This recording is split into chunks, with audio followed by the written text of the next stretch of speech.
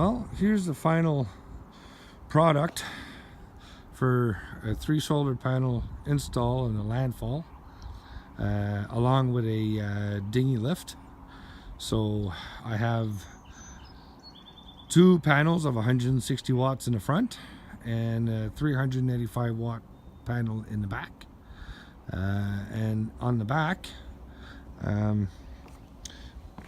it also has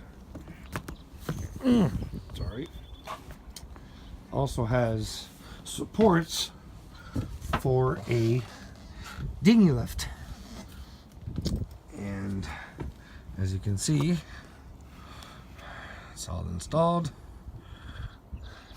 and those are the eye hooks for a dinghy lift, and one on each side, all made out of stainless. Should be very durable. And yeah, so this is this part of the install. And here once more, the solar panels. You can see it from outside. Now that back panel overhangs about by 30 inches. No, sorry, 24 inches, because the poles are 30 inches overhang, which is what I need to cover half my dinghy.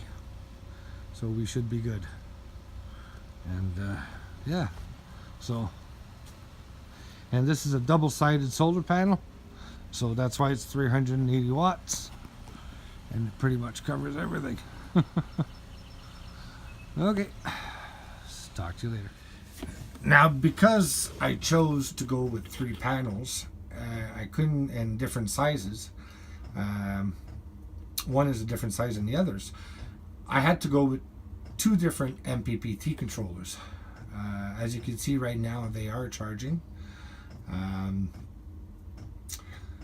The top one, the 2 160 watts are plugged in series, so I'm actually getting somewhere close to 87 volts when it's fully charging.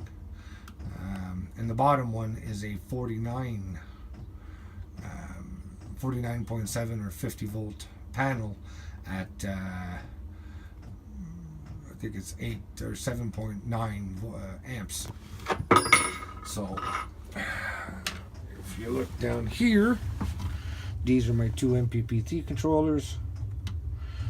They're fully charging, and yeah, I installed them right in the back of the stairs. Saves room, easy access, and I don't need tons of wire because these 2 connect with network wires. So nice and short, get updated a little bit faster. Well, as you can see, the outside weather wasn't the best, and I was still charging pretty good. So I'm happy with this install. So here's the first coat. She's nice and white everywhere. And I've also done the back wall on that side, inside the shelving, and everywhere. And the second coat's coming soon. Now next, we're going to see a box that I made to cover it up. Not to say it needed it, but I really do think something better than just looking at the back of displays could be happening there. So between coats of paint, I decided to build or have a little project, or a side project I should say. So yeah, enjoy seeing.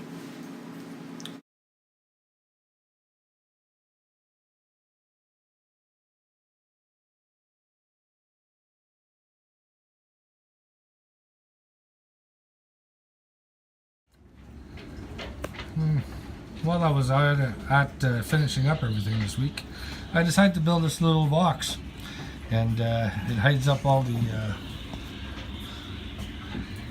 back of the displays, the wiring and everything, and it fits in, tucks in just perfectly good in there. and makes it a little nicer. Now the same for this side. I ended up putting 4 coats of paint to be able to cover what was there and make it look good. So now she's nice and white and nice and thick, and at the same time I painted the plug, make it look a little better, and yeah, I'm figuring this looks a lot better than it used to.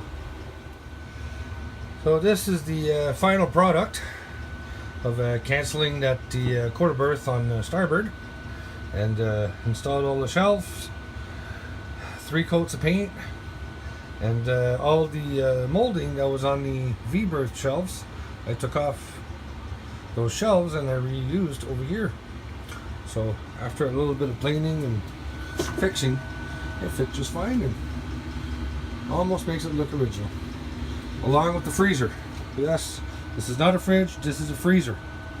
And so it allows us to use the ice box on the boat that's been converted more like a fridge.